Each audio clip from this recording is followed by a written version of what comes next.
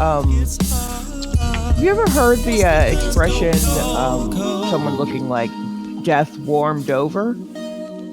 No. Oh, you haven't? Mm-mm. Oh, okay. Well, that's how I look and feel. What's causing I'm that? so tired. I'm gonna yawn now. I'm so tired. I'm coming off of a trip to Atlanta. Yeah, so you were traveling a bit. Yeah, I just went to Atlanta and back. I did a few shows.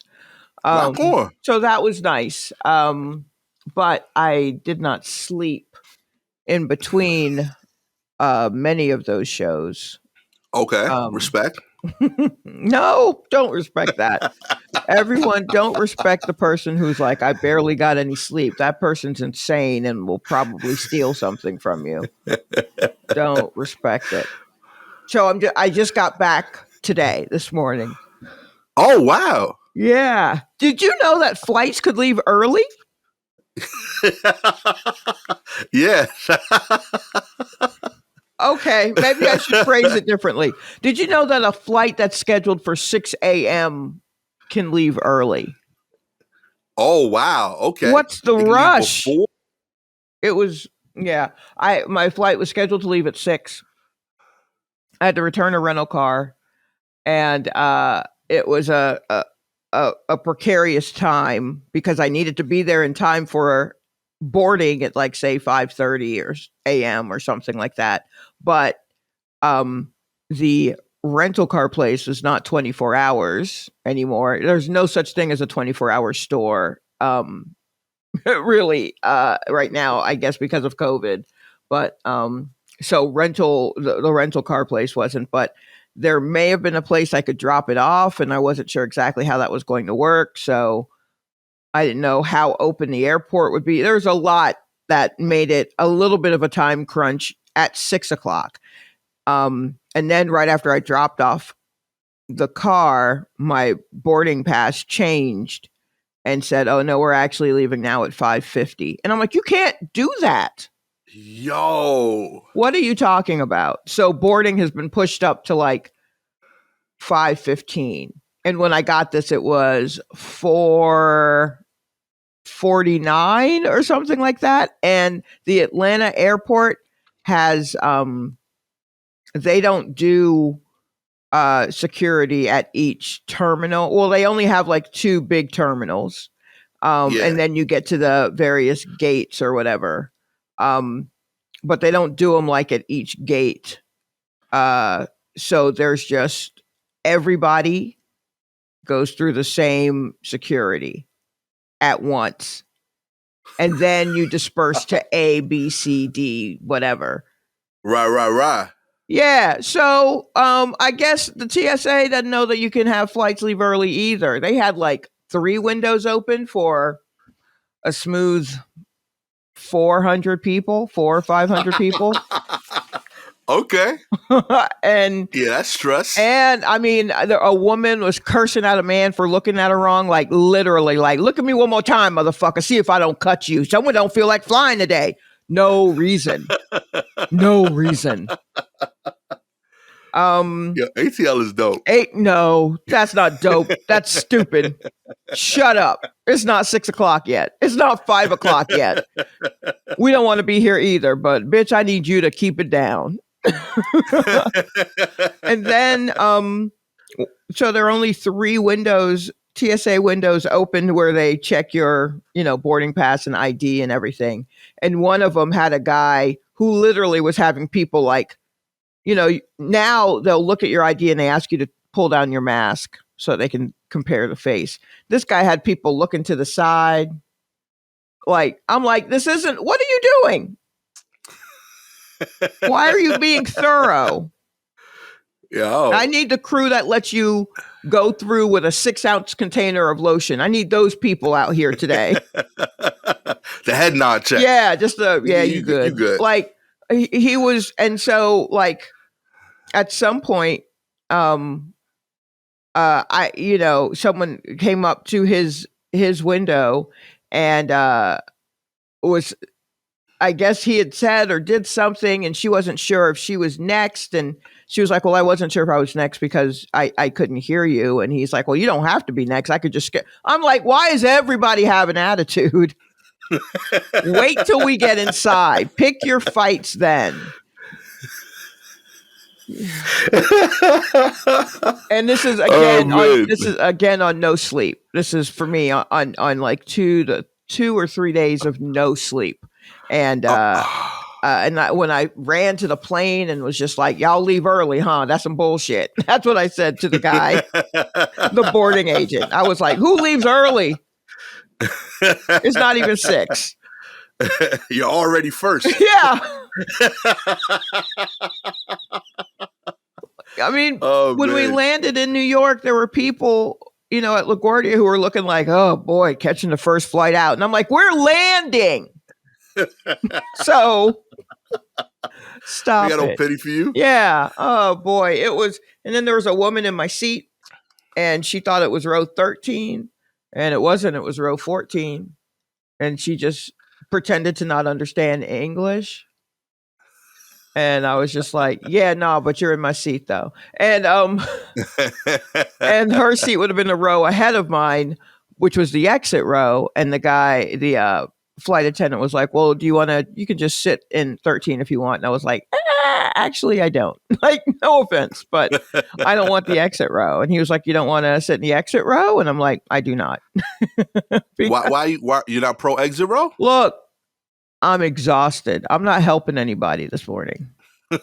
You understand? If we're going, but like if the plane goes down, I may be asleep. If the plane goes down, I may be asleep. But you get the leg room. You can sleep. Nah, I don't care about leg room. No, I'm not 6'2", Gastor. I'm 5'5". They were kind of built with me in mind. Okay. Yeah. Okay. And also, you may get the leg room, but in that particular exit row, you don't get the monitor in the seat in front of you. Oh, okay. Yeah, that's an L. Yeah. So I was like, no, because I needed to listen to music coming through, like one of their deep concentration, smoothed out new age music things so that I wouldn't get all rocked by the turbulence, of which there was a lot. Nah, I hear you. I get mad at the music on airplanes because it's like rappers you almost heard of. Mm-hmm. Like it'll be like slightly less than common sense. Like some shit like that. Like like they like almost the dude. Like, yeah, ASAP Sally. Mm-hmm. Yeah. Like who are these guys, And they like kind of make the music, like it's like boom bap, but not quite it. Like none of the drums kick. Right. Like, all right, this is too jazzy. All right, this ain't what I wanted. Yeah. But I needed like that new age kind of seagulls in the background, okay. or I don't know, a babbling brook or something. I needed something chill so that. Wouldn't you be worried that would feel like you're actually in the air? Like you'd be too aware. What if I had the music on or off? Like if you got seagulls. Oh no, I'm always. Like you're in the plane. I feel like that would be trippy. No, it's not trippy because you still. The thing that I think none of us are acknowledging about a plane is that everyone's senses are heightened because we know we could die in a way that we don't think about in other things that we do. Like driving, I don't think people think about how they could die because they think they're in control of the car. They're in control of the car, so they're like, I know what I'm doing here. I'm gonna be good. Right. I get you. But up there, you're just like, wow, I feel us going fast and I'm stomping on the floor as if I can hit my brakes because I feel like we're moving too fast, but I can't because I'm in no control here, And it's like we are able to suspend our fear in a way when it's like on a train or the subway or, at least in a bus, it's like, well, if something happens, I can kick one of these windows open and get to the street, right? You know what I mean? Right, Like right. you'll see like the various exit ways, and you think you've got some sense of control, even though you kind of don't. But in a plane, like it's over. yeah, it's like we are truly in your hands. Please be awake. Please be sober. And no matter how chill people are about it, pulling out their laptops and typing or playing games or eating wings or whatever the fuck it is you're doing on a plane, you still are extremely aware that you could die. And it's just a matter of how much chill you have about it. And so it doesn't really, I needed something that would be calm in a way so I could doze off, because I'm not going into a deep sleep because I know I can die and that will always keep me up. So seagulls, fine. Frogs, rainforest Okay. frogs, fine. It doesn't matter. It's all a ruse anyway. And I'm well aware of that. Well, a couple things. Oh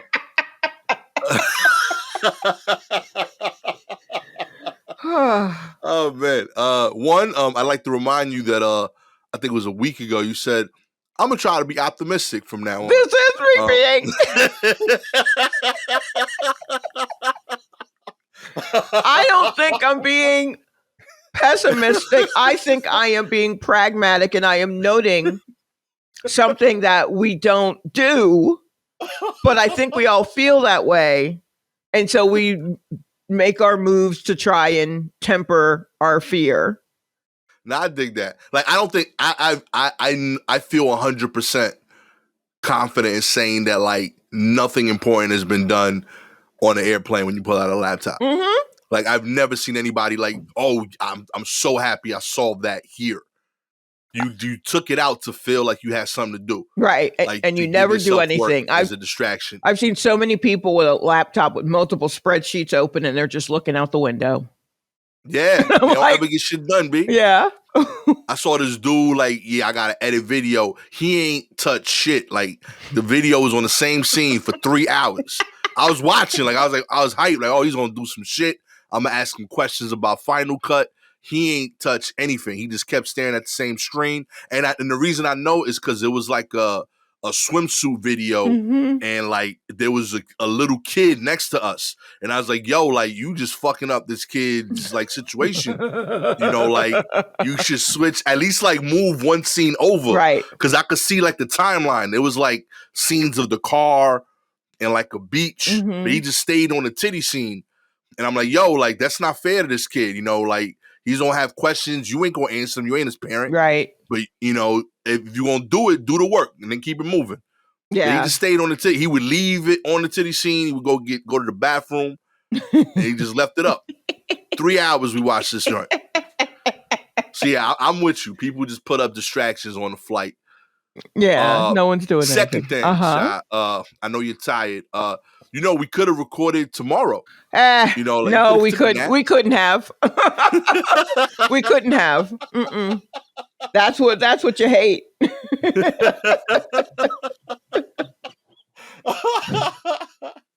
Oh man, okay. Yeah, just put it out there. Yeah, I know, but we here now. We here now. No, we in it. Yeah. We in it. I'm just saying, it was an option. I know. But I don't think it was, just the way my schedule was looking. I was like, no, I don't think I can even do it tomorrow. Let's just, because I still have like a show tonight. Okay, respect.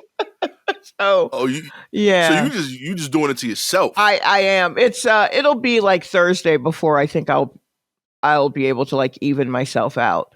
But the way it was like tomorrow, if we had recorded tomorrow, I would have left our recording and then I would have gone to my class, which is 2 hours of me, talking.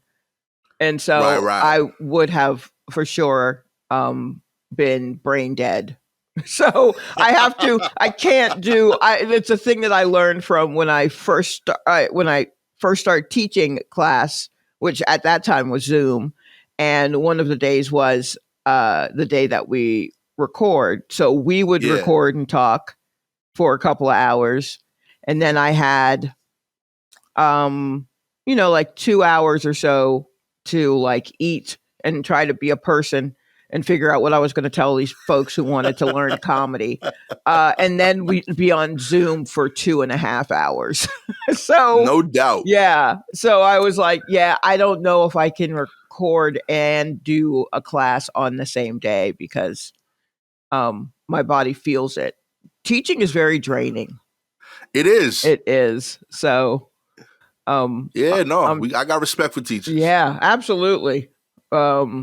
But yeah, so this is fine. I mean, honestly, since I once I got back from the airport in a lift, that my man, look, okay.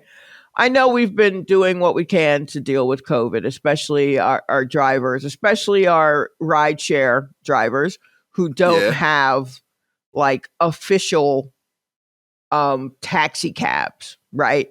They're just Right. tricking out Camrys all over the city. Oh yeah. So, some people have managed to get like hard plastic and or plexiglass or something. And then some people got like a very heavy kind of vinyl or something to put up between their front seat and the back seat. And as a passenger, you do what you can. You sit diagonal from the driver's seat so that you're not right behind them. And you know what I mean? You try to keep some sort of distance. You open your windows, blah, blah, blah. And then some people are, they may not be able to get the best quality stuff, but they're trying. This dude pulled up and I was like, does he have a heating duct in his car? And what he had was plastic of some sort taped up between the front seat and the back seat. That definitely plastic had definitely seen better days. Perhaps dry cleaner bags that he had cut to put up. Okay. So I'm like, I mean, whatever, upcycle, great. But in the corner on the side where the passengers sit diagonal from the driver, there was a hole ripped, and there was a silver duct work, a silver like what? That I guess was coming from the dashboard, like the little heating vents. So it was attached to one of those vents and blowing whatever air into you got some circulation. So we got some circulation, but then it had hanging in front of the opening of the duct, like various, like maybe dried flowers or something to give it like a lavender scent. Or I mean, I understood. I understood what he was trying to do. Right. But the visual effect of it definitely looked like he was driving around with HVAC stuff in his car. And listen, and look, I respect the hustle. I gave him a bigger tip for it because I was like, I have not seen this setup before. So I'm gonna throw you a couple extra ducats to see if maybe we could clean it up a little, but otherwise, great. I took a picture. I'll send you the picture so that you can post it so that people can see. Because I was like, yeah, no, I'm gonna have to capture this for sure. So, I mean, not every project ends up the way you saw it on Etsy. No, absolutely. As someone who is terrible at arts and crafts, I saw the vision. Yeah. I saw what he was trying to do, and I understood why it looked the way it looked, because by the time you get to that part where you're putting the ductwork in and you're attaching dried flowers to make it smell nice, which I don't think was this guy's idea. That may have been a spouse's idea. It definitely will look like you just ripped a hole open with your teeth. Like because that's how mine would look. So I absolutely understood it. But yeah, dude, he's trying though. He's trying. He is trying. So one of my uncles used to be a cab driver, and like when COVID hit, he was like, "Oh, y'all miss us with the dividers, huh?" Because he used to have to like. Yeah, he was so hyped about it. He's like, "Yo, back in my day, we knew about this. Now, I mean, we had those sliding windows dividing us. Y'all miss us now, huh?" You know what I I mean? mean, Say what you will. Nobody had COVID in the 80s. look, I'll say this. I had no problem with a divider in the cab. I liked not speaking to him. Yeah, Yeah, I was pro I had divider. absolutely no problem with it. I mean, I guess my only problem with taxi cabs was when they wouldn't pick you up, or because you're a black person trying to hail them, or when you said where you needed to go, they were like no and drove away. Those were honestly my only issues with cabbies, but otherwise, a fine, Yeah, I upstanding. Uh, no, they're good people. yeah. I admittedly I knew there needed to be a change when like yellow cabs had those problems, Mm-hmm. and then local cab services. Like, not only did you need to know the number of the cab service, you needed to know the number of a good cab driver Right. at the Right. service. You'd call the service and be like, "Yo, but only send me number 14." You Yes. know, like I don't trust some other dudes. Oh my gosh. Yeah. Yeah, I tell you, people who do not live in New York, the trying to get a car before the ride share stuff really popped off, the trying to get a car reliably, yeah, as a person of color, was a real hoot. it was a challenge. It was a challenge. That's how That's how I used to make my first money, Shy. Like real talk. What did you? First time I made real money was as a stolen cab driver. Me and my boy Jeff, we used to steal his neighbor's cab because he had the radio thing. Back then you had to like buy into like a local cab service. Right. So you'd get like the little radio, Okay. you pay like rent on it kind of thing. Oh, all so right. when he did his shift, he was done for the day. So we would borrow his car, and then we would drive around, and whenever we heard on the radio, like, hey, who wants to pick up this person, we would just go there before the cab driver would get there and give that person a fare. And they're like, yo, how come there's two of y'all in the car? Like, yo, we making sure we getting you places. What? You know? No, yeah. As a woman, there's no way in hell I'm getting into Yo, a car that dope. I am not 100% sure I called for with two dudes in it. I'll just be late. But we had the radio. We looked official. Like we had the cab was tricked out like a cab. Right. And we had the stickers. It was the real cab of that service. But two children were pulling up. Exactly. Me up. Like two 19-year-old dudes with like 4XL shirts. Yeah. Like, yo, why y'all out here? And mind you, like, it was like, we would still dress us, but like, we like ironed. Like we wanted to look as like professional as possible. Professional as we could. But in retrespect, like nobody should have gotten those cars. No. Ever. No, not at all. That was desperation. I do not care that you ironed your fucking your Mecca or your Iniche or whatever it's called. I do not care. The amount of times that I said, yo, we got you. Oh man, that was madness. Yo, shouts to Jeff, wherever you at, homie. That was good times, man. That's my dude. Oh my god. Let's get into the news. Okay. Oh man, that was madness right there. Kicking it off. Mm-hmm. Speaking of madness, 500-pound bear, Hank the Tank, breaks into dozens of homes in California. That's right. Hank the Tank, a 500-pound bear from California, who has broken into many local residents, is having a hard time proving he's one of the good guys, Shy. Oh, is he?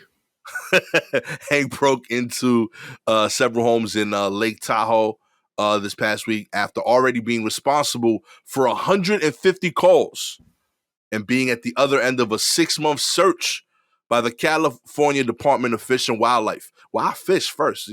Okay. It's a weird focus. These are neighborhoods. There's a lot of people around, traffic cars. So we had to do this in a way that is safe for both the public and the bear itself, said Fish and Wildlife spokesperson Peter Tyra. This is severe. This is a severely food habituated bear. What that means is that this is a bear that has lost all fear of people and sees people in homes as a source of food. My God. Friday's Catalina Drive bear home invasion is one of over 24 break-ins by Hank since this summer. And this one, the giant bear broke a small window, squeezed inside before officers eventually arrived and lured him away from the home. As for Hank's future, while locals are torn on if the bear may have to be killed, the Bear League is awaiting a response from Fish and Wildlife about potentially moving him to a sanctuary, with a meeting in Tahoe Keys scheduled for Wednesday to discuss what happens next. I don't think they caught him.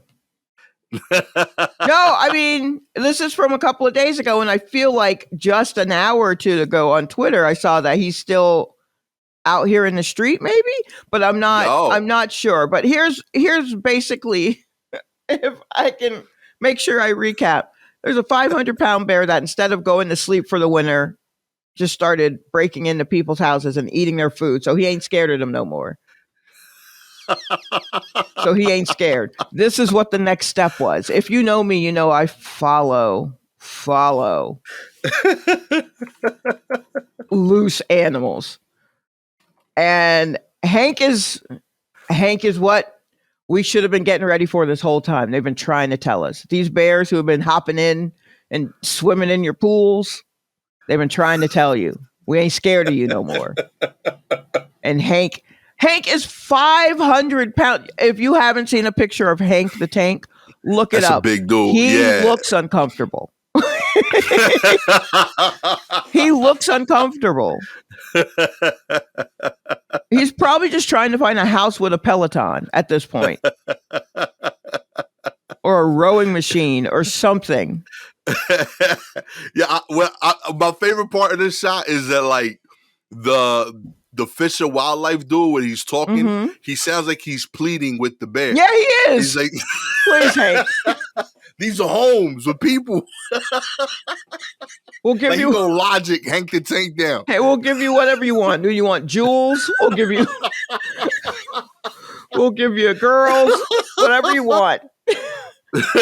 Prime parking spaces. Just please stop. Let us be, okay? Yeah. These are neighborhoods. There's people around. Traffic, cars. Yeah. Come on, Hank. Yeah. Hank is truly... Yo. He's lost. I love that. What this means is that the bear has lost all fear of people and sees people in homes as a source of food. Hank is truly, like, this story made it to the New York Times. Do you understand how big this bear is? Hank is out here. He's been out here breaking into houses since July. Yo, respect. All winter. He's supposed to be asleep. My man out here doing numbers. Yeah. Oh my gosh. Low key, this is how you break into homes. With a bear? You dress up as a 500-pound bear. Oh yeah, but you need to be 500 pounds, and I bet you're not going to be as graceful as Hank is here. And even Hank looks like, oh. Another house. I know, right? Oh boy. These people eat terribly. Oh my God. Yo, respects to Hank, yo. This is fire. I'm pro Hank stealing for as long as he wants. You know okay. Okay. So when you walk up the stairs from where you're recording this podcast right now, keep thugging, and you see Hank in your kitchen cooking up, flipping eggs, making waffles, you better make sure he doesn't break that new stove of yours. He's 500 pounds. The average bear is 100 to 300 pounds. He's 500 pounds.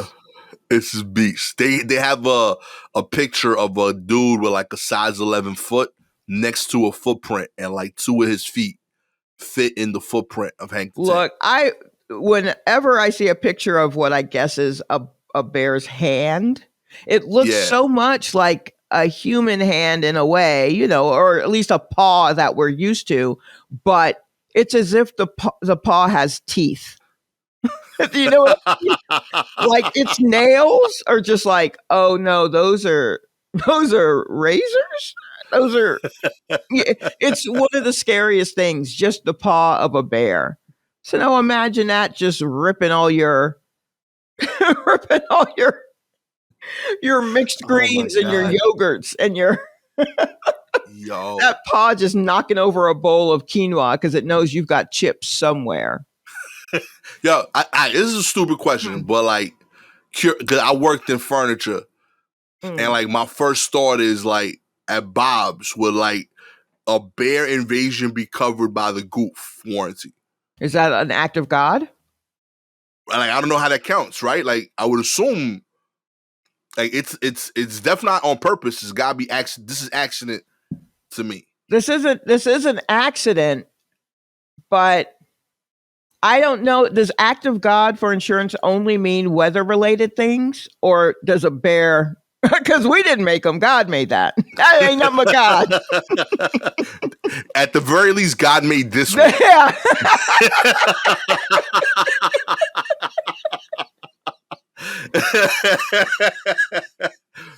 He might have been mad that day, but this ain't regular. He made that one. Okay. Yeah, I don't know. I'm legit. Yo, if anybody working furniture, let me know. Like Raymond Flanagan heads, if y'all listening.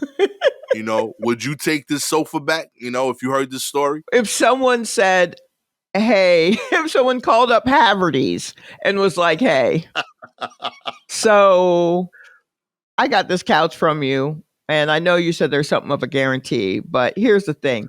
Hank sat on it. Who's Hank? Oh, Hank's the 500-pound bear that's been breaking into everybody's houses and eating their food. Anyway, so Hank sat on my couch. Now I feel like I'm going to need another couch, but I don't want to have to pay for that.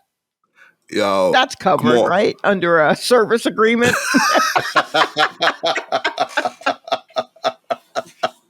Seriously, okay? Yeah. I assume like restoration hardware covers this.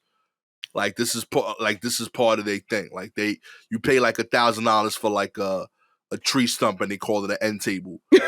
No, I don't think Restoration Hardware knows how to deal with Hank. No one knows how to deal with Hank. We need to talk about Hank. What do you do with a problem like Hank?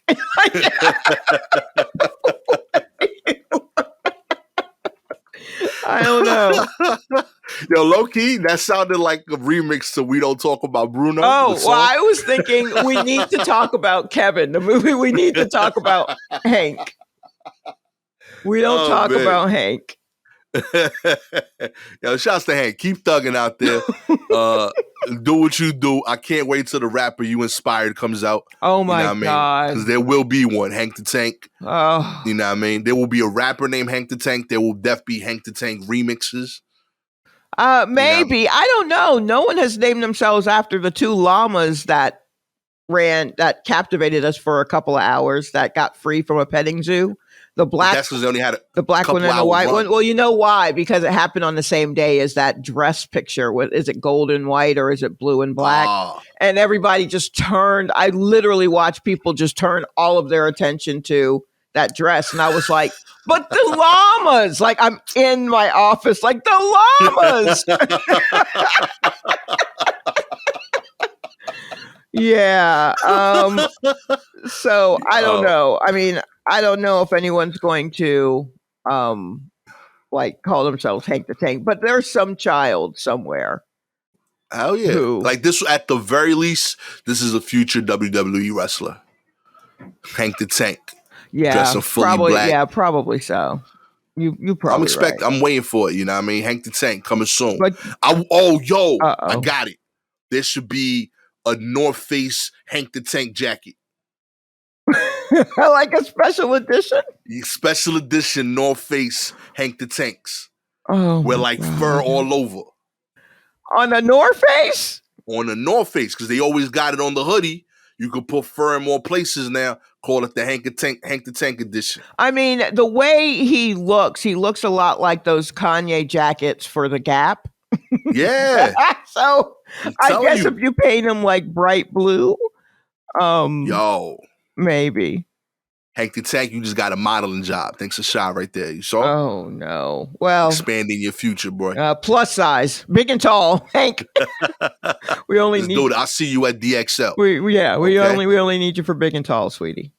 In other news, nearly 70% of the country will drop below freezing this week, Sha.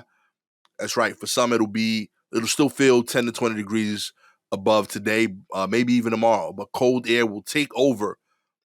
About 70% of the U.S. population will feel degrees below freezing by the end of the week. And this is a week of the podcast airing. Mm. This will create hazards where some people will experience snow measured with yardsticks, while some could see blizzard conditions. So cold, it will deliver frostbite in minutes. Oh boy. It's going down, Sha. Well, great. Wonderful. I mean, Oh, man. in a way, it's like, well, it is still February. You know what I mean? Like spring doesn't come till late March, technically. So sure. But it is rough because like I think today in Atlanta it's going to get to 70 degrees. Right. And I know it's south, but that feels like a little excessive. No, for sure. Yeah, that feels like a bit much. It's not us. So that's kind of what's like surprising about this, because like if you look at it, it's a lot of like the Northeast ain't really the part that's going to get banged like that. Right? Yeah, it's everywhere else. Yeah. So like, we dodging in New York, DC, places where we expect like snow and all that. We chilling. Yeah, we're still kind of like, yeah, this is what's supposed to happen. But yeah, I don't know, because it really will be like whiplash. I think just like, whoa, what? Just a storm will roll through and then it'll be so much colder. Be careful, everyone out there. But also, I don't know, recycle. What are we supposed to do to get this to stop being so wild? I forget what we're supposed to do for climate change to get this to stop being so wild. I don't know either. I just like reporting news that shows me a map of the country, because I always forget where Utah is. And where is Utah? Is next to Nevada, but that's only because I'm looking at the map right now. I always assume it's further north. Really? Than what it is. Yeah, I always think it's like if I was to take a blind test, not like right now, like give me like a week, I would assume it's where Washington or Oregon is. Wow. Okay. Yeah. Well, that's funny. Yeah, because my thinking is like nobody wants to play for the Jazz, right? So I got to figure that it's like the furthest away from cool shit, right? So I feel like that makes sense. It goes all the way over there. Like I'm blown away that like Utah is that close to Vegas and Denver and Cali. Like there's like cool shit right near you, but nobody fucks with like, Salt Lake City like that. You don't hear about, Salt Lake is popping. Well, it's not. Well, I mean, it is probably very quietly extremely popping because of the Mormons, right? So everybody there is, or we say everybody there is Mormon, but big population, kind of the headquarters. Right. And so, not all the kids who are raised Mormon are going to stay Mormon. So they're going to have a very, they're going to have a thriving underbelly. And that's where shit is popping. If you part of the Mormon underbelly, hit me up. I mean, I'm trying to infiltrate a new underbelly. I like that idea. I want to be down with the Mormon underbelly. I don't think you do. It's. I mean, Mormons are pretty racist. Have you seen really racist?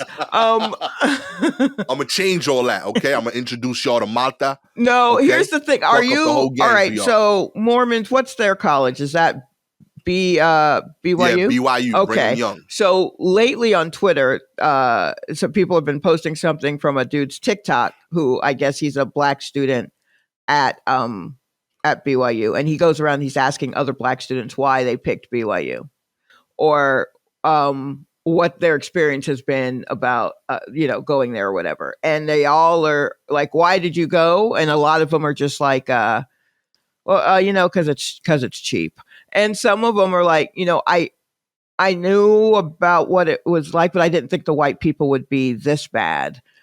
There's one girl that he's asked in a couple of clips, and she just goes, and then she runs away, like multiple times. So, like, it's a thing. But then, when reading some threads about that, they go out and recruit because for Okay. athletics, right? So they go out and they try to get black folks to come in, but Mormons really, like religiously, they have a lot of pull in the like the Pacific Island places. So Okay. that's actually the number. So when you're thinking of like who gets preferential treatment at the college, white people, absolutely, because they're like 90 something percent of the place or whatever. Right, And then right. next would be the Pacific Islanders, who families were converted by missionaries. Okay. And then anyone else, and then the black people, everybody else, and then black people are, of course, the bottom of the totem pole. So it's like, well, we want you for sports and all this stuff, and they pay. They'll cover a lot of tuition. It's not that expensive, but what you're stepping into, you know, and it's not even Right. like a situation where you're like, all right, they're being mean to all of the people of color. No, they're not, because they're fine with the Pacific Islanders. They just don't like you. So so it's wild. But that said, there are a lot of black Mormons. Okay. I don't want to erase you guys because you're out there. I don't know if you're listening. If you are, I'm sure you will let me know how wrong I am. But yes, like that is still, that is something that's happening. But like a lot of things in America, short end of the stick, wah. But I think though that there is, because anytime you have something that's so oppressive in that way, right, the underground scene is going to be nuts because of what they're rebelling against. Listen, I'm here for y'all. Okay, I'm gonna change the game. I learned all that from the 90s or 2000s movie SLC Punk with Matthew Lillard or whatever his name was, the guy who played Scooby or not Scooby, Shaggy in the Scooby Doo movies. He was Mormon? No, but he was in a movie playing a punk who I guess was former Mormon in Salt Lake City. By the way, fun fact, I just looked up the cities with the highest black population in Utah. And what you got? Salt Lake City is number 7 in the top 10 cities. And that city has a population percentage. The percentage of the population that's African American in Salt Lake City, 2.41%. Oh shit! That's top 7. The top city is South Salt Lake, which is 6.9. Why do black people always live in the part of town that's South something? We always in the South and the West. We're trying to get some sun, okay? It's Utah. It's nothing but. It's all sun. Maximize our beach. Oh, ain't no, yeah, landlocked. But, and of course, never heard of that city because who is checking for black people in Utah? I know you're out there. I know you are. We see you.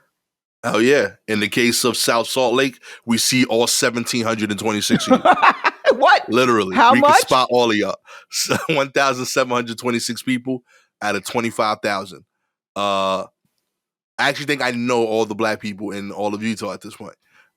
Salt Lake City has a population of almost 200,000. They still don't crack 5 Gs in total black folk. Wow. Yo, and 12 of them play for the Jazz. You know what I'm saying? Oh, boy. Yo, this is awesome. Yo, shouts to Utah, man. Like normally I would say never change. Change. You do a little. Yo.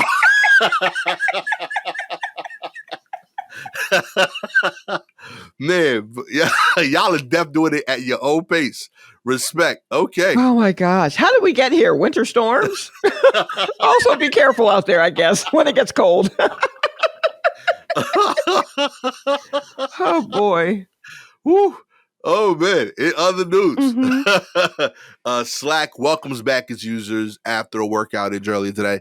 Slack went down for many users on Tuesday morning, throwing off companies that rely on the popular workplace communication platform just as workers returned from their extended holiday weekend. We're investigating the issues where Slack is not loading for some users, said the company on its status page at 9:30 in the morning. Slack, as some people started saying on Twitter, Slack is down, which means work is canceled. The outage was tracked on tracking website Down Detector, showed the problems on Slack spiking at around 9:30 a.m. Eastern, before tapering off slightly at around 11:30 a.m. But some people were reporting the issues didn't get resolved until around 2:30 p.m. So most of them got an extended weekend, Sha. I mean, who was doing it? You know how we do on President's Day. We really ain't 100% until Thursday. You know how we do on President's Day. Oh yeah, it's an important day. Yeah, you know what I mean? Absolutely. I don't use Slack. No, we don't. The way my office is set up, there aren't enough people to warrant. We're like 20 people probably total in my office, and right. Yeah, that's right around the tipping point. Yeah, and so it's enough where, I mean, back in the days when we were in the office, if someone needed you, they just walk, the 3 feet over to your office and go, "Hey, do you want to blah blah blah?" I don't think there was any need to type anything out, or we just didn't talk to each other. If I'm being honest, no one really talked to each other. So who needs Slack? And then,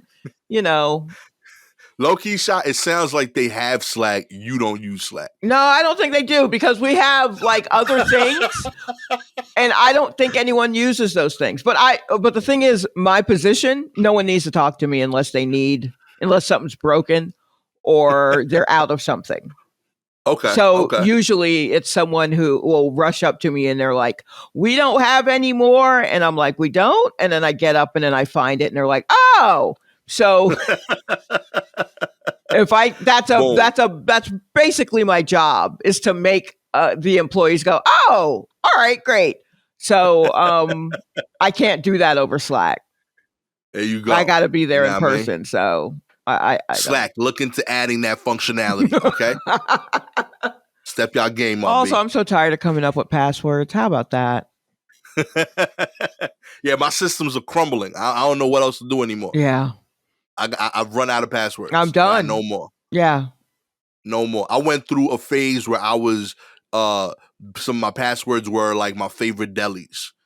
Okay? Like I was getting desperate. I would just take a business card, and that was my password, whatever the deli's name was for that week. It's rough. I don't know what else to do. Yeah. You know how hard it is to find delis with business cards? I mean, that alone was a challenge. Also, aren't all the delis just called Deli, or whatever the street name is, Deli? NYC Deli. Yeah, like they're all Big Apple Deli. So how do you?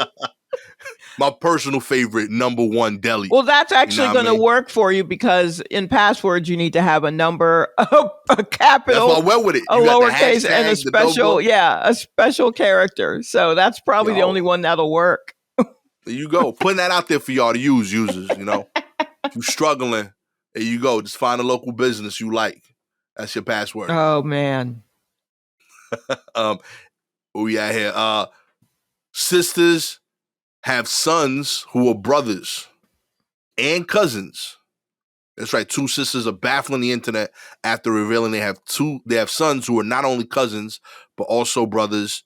That's right. Brittany and Brianna Sailors are twin sisters who just so happen to be married to twin brothers, Josh and Jeremy. After they got married in 2018, the couples also have gone on to have kids, both of them sons, Jet in the case of one couple, Jax in the case of the other, both born in 2021. Because of this, the boys are known as quaternary twins. Quaternary? Quaternary twins? Know what that is. I don't know how to pronounce that word. Quaternary twins. And the reason for that is because even though they are cousins in terms of like the way we define it, genetically, their DNA would look like their siblings. So that's what makes them siblings as well as cousins. Yeah, let's really unpack what's going on. Okay.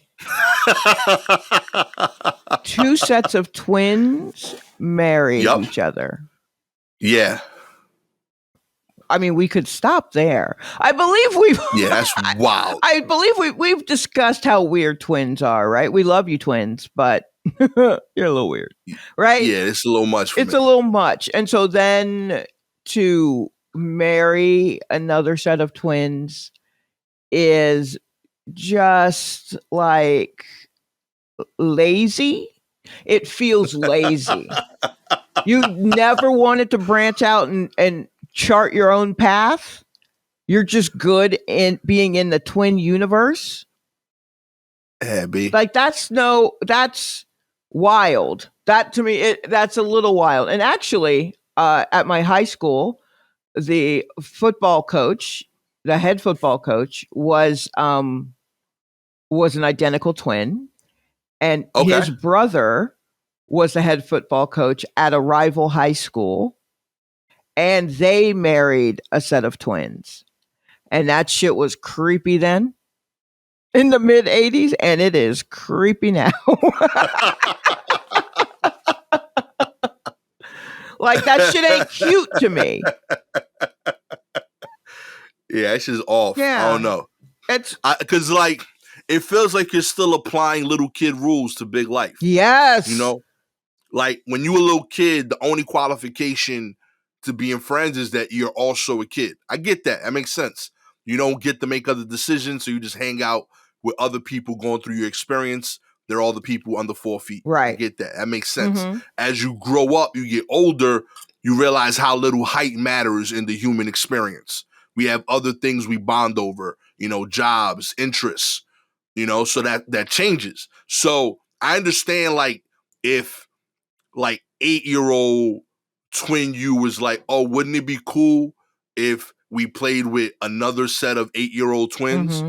I get that. I'm even with you with like junior high school you saying, wouldn't it be cool if we dated another set of twins? Which you so far. But like once you're like an adult, there's no way that you both have the same interests and you're into two people who also it's too many levels. Yeah, it just that there would be like holes in that. Yeah, it feels super like I believe lazy? one of these couples is happy. What? I think one of these couples is happy. The other one is like, I hate you, But I mean, like, I can't imagine. Look, it's hard enough being a single person out here, just trying to find someone, right? To then know, I mean, that's a decision. Yeah. Like, how do you know? What if you don't like that other twin? You know what I mean? What if you're just like, yeah, girl, I know you're trying to do a thing, but I'm not going to be able to do it with this one. Like, I think I got the bum twin or whatever. Like, how do you? That's yeah. So now you're fucking up their whole thing. It's just it's I don't understand it. Maybe I'm too independent, but I'm not. That's not. I don't get how that works. Like, what do you talk about? Just being twins? That's too much. Yeah. No, I as hard as it is out here to just meet people that you vibe with, how do you just decide, let's just go find another set of twins? Let's just see if we can just bring this all down to one magical person. Let's see if we can just pair up enough that we narrow it down to one magical strand of DNA. Yeah, this is weird. This is weird. Jet was born in January and Jax was born in April. So like if you're Jax, you were made under pressure. Yes. How about that? That's 3 months. Yeah. Yeah. They made the announcement like, yo, you better get pregnant. Yeah, come on. Keep doing you know what? Thing. You knew the plan. Yeah. Yo. Poor Jax, B. Yeah. Oh my God. I hope those kids, I mean, it's good that they're cousins anyway or whatever, but I hope they fucking strike out and become like completely different things, but fabulous versions of both of them. And none of it has anything to do with marrying oh boy. Yikes. This is rough. I mean, I guess they're already lucky because they're not technically twins. Or I mean, they are genetically. Yeah. twins, but they don't Like I have to be almost feel raised like as this is such. worse. Yeah. Yeah. Because they're going to dress them alike anyway. 3 months difference, Yeah. they're going to dress them alike. And they got to tell this whole story. And they probably are just going to let them think that they're twins. And like in school, it's still gonna look like twins because they still got the same parents, so same last names, Same last name. everything. Yo, like they Yo, can't. y'all They can't. don't fuck those kids up. Yeah, B. You ruining these two boys. They never even stood a chance. Poor kids. Y'all taking this, it takes a village thing too Too far. far. Okay? It's got to be a bigger village. That's it, B. One step back. Come on. Oh, my goodness. Good luck out there. I'm rooting for y'all kids. I love after we spend 7 minutes dragging a whole family, you just go, good luck out there. Because I want them to win, shot in my heart of hearts. I really do. But man, like, yo, it's just that was the epitome of like, I'm looking at a car crash. Like I can't turn away. Like I want updates every 6 months, but I really, really want to be wrong. But I don't see how how those people don't end up like villains. Yeah. You know what I mean? Yeah. Oh man, good luck. Man. Like that, I really feel in my heart of hearts that one of those two kids grows up to be the guy that like tried to buy the Wu-Tang album. Yes, you know? He has inbred eyes. Yes. Yeah. He gives me that vibe, yo. Yeah, absolutely. He should have been a twin. Seriously. He should have been a twin. Oh man. Oh. Someone who won't be having twins. Let's see. Olympic skier Remy Lindholm suffers frozen penis at the Beijing Games. That's right. Gastor, that was masterful. I appreciate it. That was masterful. He's doing what he can, okay? Oh my God. I mean? He doesn't want to continue that mess. Finland skier Remy Lindholm spent over an hour navigating the men's Olympic 50-kilometer race at the Beijing Olympic Games on Sunday, and it resulted in a sensitive appendage needing later to be thawed out. That's right. As reported, the organizers for the race initially delayed the start time of the race by an hour and shortened the course from 50 kilometers to 30 kilometers out of fear of frostbite as a bit of cold front moved in on Sunday. Despite these precautions, Lindholm still suffered a frozen penis by the end of the race, which was actually the second time this had happened to him. Okay, so now this is a kink. First time's an accident. Second time it's a kink. Seriously, B. Just double layer. You know what I mean? Well, I mean, I don't know if you can. Yeah, You put it in the sock. No? Well, those uniforms, I feel like any protective layer you put on, it's going to be seen. And I assume that there's some sort of built-in precaution. Like this shouldn't be the first time anyone's dealing with it. And hell, it's not even his first time dealing with it. So it seems like he should have figured out a way to fix that, but maybe that's how bitter the cold front is. Man, climate change is fucking with us in ways we did not expect. I did not have my money on frozen penis at the Beijing Olympics.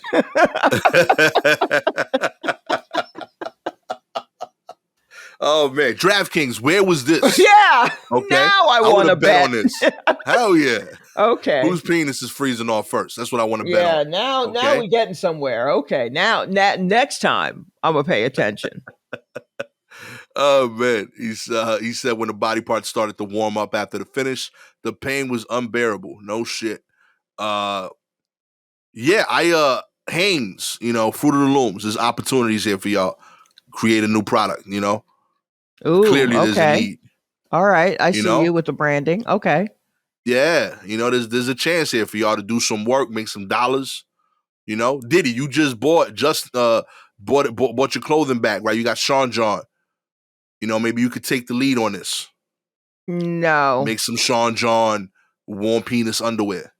No, because he's going to make it in sizes that don't actively fit the penises, so they're still going to freeze with a bunch of excess fabric. because and Yeah. then he'll say, well, I was basing it on my penis, to which I say, no, American dudes lie the most about penis size.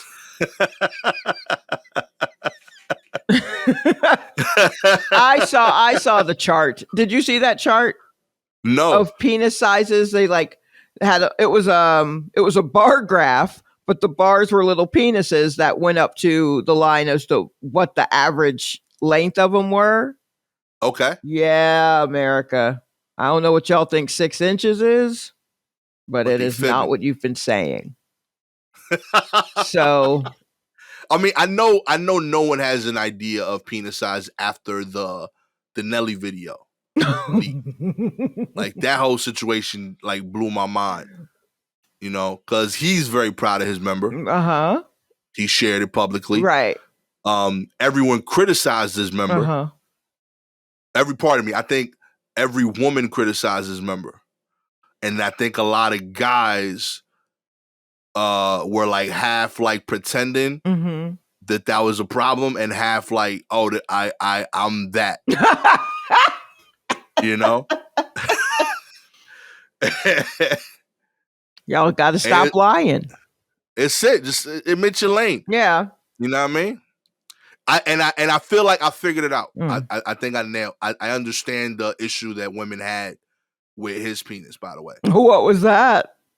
I feel like it wasn't that it was small; is that he has big penis energy. Oh, like yeah. He projects big penis. You know what? Here's where I gotta say or attempts to. He doesn't actually move with big dick energy. He moves with bravado. Yeah, like, but not the true energy in the way that, like, I mean, my understanding is that famed comedian Pete Davidson has a large penis. Right. And his swagger is big dick energy, but it's not the bravado, because he's already like, yeah, nah, I got it. You know? Right, and so to me, big dick energy is just like, it's a lot quieter, but big, like proposed, a big dick proposed, proposed large dick bravado is a lot bigger. Right. Right. And so I think Nelly probably was doing more of that, which is actually probably what we're experiencing more often than not. Yeah. And I do think that is the key to his success. I think that's a big part of it. Like he believed in himself that much. Yeah. I mean, that's the key to a lot of people's success. A lot of dudes anyway. Yeah. I remember starting out in comedy, and this guy who I think he honestly was just one of those locals who's just done it a long time, but never actually gone anywhere, but always had tips for people. He would tell young men, he's like, what you got to do is you got to go out there like with your dick forward, you know, go out there with your pelvis forward and just go on stage and lead from your dick.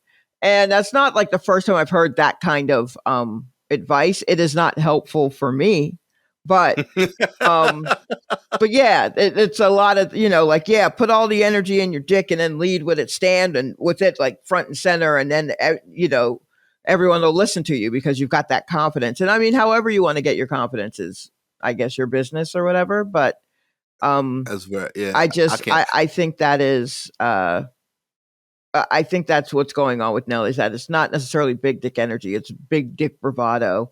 Yeah. But I was thinking about this fellow with the frozen penis, and then I have this theory, and I'm so sorry, everyone. But all right, grower v shower. Yes?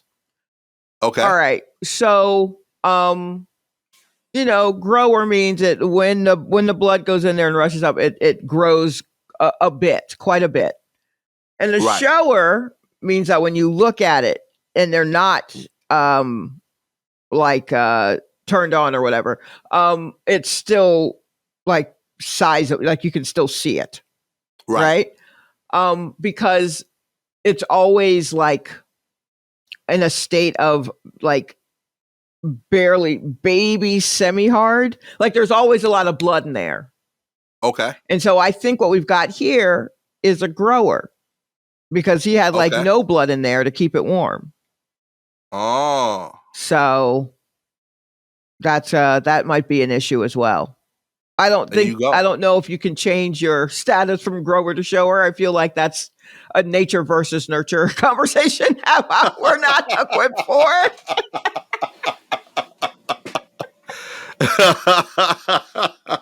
Look at that. Stuff to learn out here, people.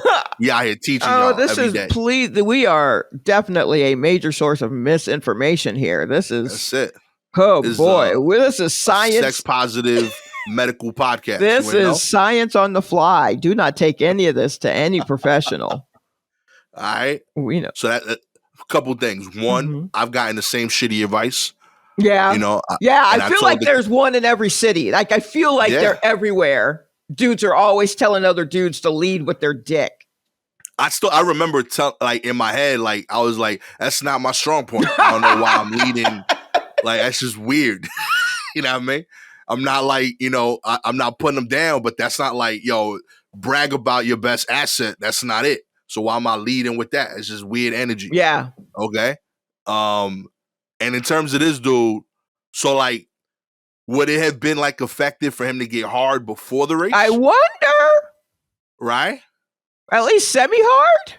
Yeah.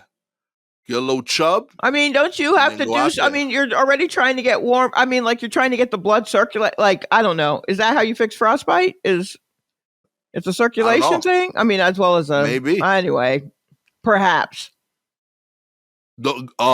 Any growers on the show who go skiing, if you have any input, let me know. Yes, absolutely. I would love for you to slide into our DMs with, hey, I'm a grower. And send anonymous emails. Don't do that. Please don't. I'll never see it. I'll never see it. If you put in the subject line, I'm a grower, you are automatically in the trash bin. Please know that from me. My spam filter game is crazy. Yeah, I'm not taking your word for it, but I'm also not checking myself. But yeah, I think that's a good plan. I like that idea. I think that works. You should, because like it lines up with like with the football shit where like football players were saying they were taking Viagra before games because it helped with blood circulation. Yeah. Like low key, like I think you wanted something here, Sha. Well, I'm sad that I know that much about penises. There you go. Listen, I got one and I still learned something from it. Yeah. There we go. Look at that. One more. In other news, we have the hardest working cities in America was reported. And where does New York rank since we're here? It may come as a shock to New Yorkers, but the Big Apple has been deemed one of the least hardworking cities in the country, Shaq. Oh, wow. That's a surprising fact. The 2022 hardest working cities in America list came out with New York ranking 94th out of 116 cities, placing it in the bottom 20% of the study. For the purposes of the study, though, first place represents the hardest working city, while 116 represents last. Many Americans view hard work as the path to achieve the American dream.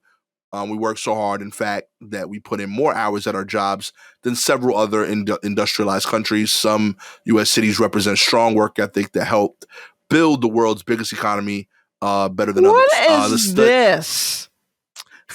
What is this ridiculous? Anyway, you keep reading. Each metric was evaluated on a 100-point scale. Some of the key indicators to see here where we at. Boom, we worked on, got that. But not okay. Some of the factors that they counted were there were a list of factors broken into direct work factors and indirect work factors. Direct work factors included, but were not limited to, employment rate, average work week hours, and share of workers with unused vacation time. Indirect work factors included, but were not limited to average commute time, share of workers with multiple jobs, and annual volunteer hours per resident. New York City was found to have the longest average commute time of any city included in the study at 41 and a half minutes, nearly triple the average commute time of the shortest average commute time, which was 14.3 minutes in Cheyenne, Wyoming. Uh, Despite the lengthy commute time, though, New York City scored low across many other major categories, resulting in the overall score of just 50.07, landing the Big Apple in 94th. For curiosity's sake, the 10 hardest working cities in the U.S., according to the study, number one, Anchorage, Arkansas, Anchorage, Alaska. AK. Yeah. Okay, I don't know No, my it's a joints tricky like one. that. Arkansas, I think, is an AR. AR. Yeah. Okay.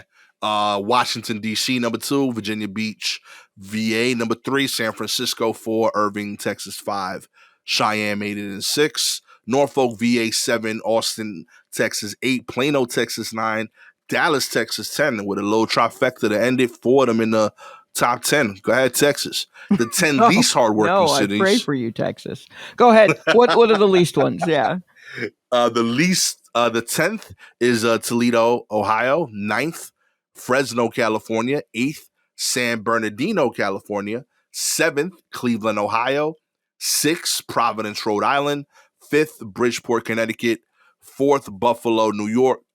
3rd, Newark, New Jersey. 2nd, Burlington. And 1st is Detroit, Michigan. Okay, so this is the most propaganda I've ever heard in my life. Like, Yeah. This is wild. That is just like, these are hardworking cities. You know how we know? Because they never take vacation time. And they work hard, and we have a strong work ethic that we put in more hours at our jobs than several other industrialized countries. So we're working harder than the other places, and we've got this strong work ethic. And can these people pay for their shit? There's a reason that people are working 2 to 3 jobs, and it's not because they want to. Word That's not because they have a hella work ethic, and if they stop moving, they die. We're not sharks. So also, when you come to New York and you work your 40-hour job, you don't do that because you love the job. You do that because you love another thing. You know what I mean? Right. Like, you ain't tracking the hours I'm writing jokes after work. So, like, I feel like we getting jerked in this metric because, like, we got other aspirations that ain't. I mean, I guess so. But I also think that of the places that I've worked, if I compare Atlanta to here, New York definitely has a much stronger sense of like, oh, that's not my pay grade. I only do what I am paid to do, what I am expected to do. I don't do any more. Right. And, I get that. And that is like that's in the places I've worked, that's just been the case. Like, nope, I don't do any more than that. So, I don't know what it means that I'm like, oh, I'm trying to do above and beyond. And everyone around me is like, nope, I just do exactly what it is. And I'm like, well, how does it get done? I guess it doesn't. And we just live with it. But I don't do more than I'm supposed to do. So that is funny to me. And maybe I should just take that to therapy but whatever. But it's just wild. And then like the commute, the whole thing of like many Americans view hard work as the path to achieving the American dream. We work so hard, we put in more hours at the job. The work ethic that helped us build the world's biggest economy better than the others. Is it? Yo, real talk. Like at the bottom of the article, I was expecting to see like sign Donald Trump. And I know. And also, with the 10 least hardest working cities makes it sound like those people just are deciding, I don't feel like going to work. You think that's what's happening in Buffalo, my dude? Word. You think in Buffalo they're like, I don't feel like going. I'm not a hard worker, or are there no jobs? Yeah. Is it You counting Detroit? the 16 hours my man shoveled snow that week? You mean work? you mean to tell me in Detroit no one wants to work hard in Detroit? Or maybe Come on, there's B. nothing for them to do in Detroit. Maybe we're out of jobs in Detroit. Like, this is wild. What a wild piece of fiction you have found here. Shout out to Staten Island Live. Okay? Oh, I should have known. That's the site, Staten Island. Give me a break. If you would like to support the hardest working podcast in this apartment, that's right. We a top 1 podcast in my basement. All you gotta do is like and subscribe to the show, baby. The top one in your basement. That's saying something because he's a hustler. So I'm out here, baby. You know, yeah, producing 3 podcasts out of here somehow. You know, my daughter got a podcast, my brother got a podcast, I got a podcast. Is the only one winning. That's right. If you're an Apple or Spotify listener, we appreciate all your ratings.